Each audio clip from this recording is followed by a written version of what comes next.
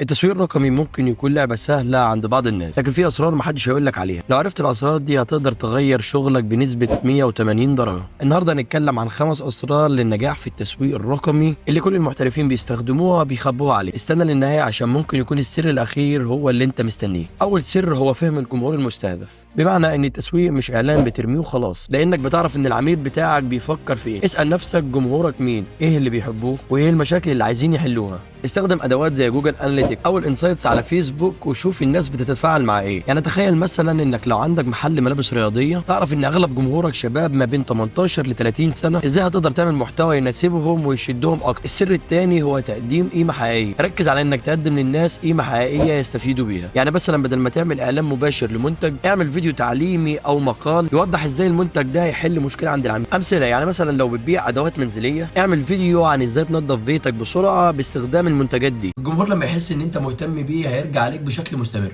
الثقه هي مفتاح النجاح، مش انك بتبيع منتج كويس، لكن كمان انك تكون صادق وشفاف. يعني مثلا لو عملت غلط اعترف بيه. الناس بتقدر العلامات التجاريه اللي بتتعامل بانسانيه. مثال، لو عندك تقييمات سلبيه على منتج معين، اعمل بوست انك بتحسن المنتج ده وبعدها تطلب رايهم في التعديلات. الجمهور هيشوفك شغال على تطوير نفسك وبكده هيثق فيك اكتر. السر الرابع التحليل المستمر والتعديل. دايما خليك فاكر ان التحليل هو سر الاستمراريه. لازم دايما تبقى مطلع على الارقام اللي بتحصل اول باول. كم واحد شاف اعلانك، كم واحد دخل على الموقع، وبرضه كم واحد دخل واشترى من الموقع. الحلو في التسويق الرقمي ان انت بيديلك فرصه ان انت تعدل من استراتيجيتك في اي وقت. يعني مثلا لو حمله مش شغاله كويس، ممكن تعدل في النصوص او في الصور بتاعتها. جرب ده وشوف التغيير اللي هيحصل وبعدها شوف النتائج. السر الخامس التفاعل الشخصي مع الجمهور. التفاعل مع الجمهور هو اللي بيخليك قريب منهم. ما تبقاش مجرد علامه تجاريه وما عندكش وجه انساني. رد عليه باجابه شخصيه، مش مجرد شكر وخلاص. كمان ابقى اعمل مسابقات وبث مباشر وتواصل مع الجمهور، وخلي الناس تحس ان هم جزء من المجتمع اللي انت بتبنيه. دلوقتي انت معاك 5 اسرار هتساعدك تغير شغلك في التسويق الرقمي. وفي النهايه لو عايز تعرف اكتر دوس لايك واشترك في القناه وسيب لنا تعليق، قول لنا اكتر سر عجبك. اشوفك في فيديو جديد.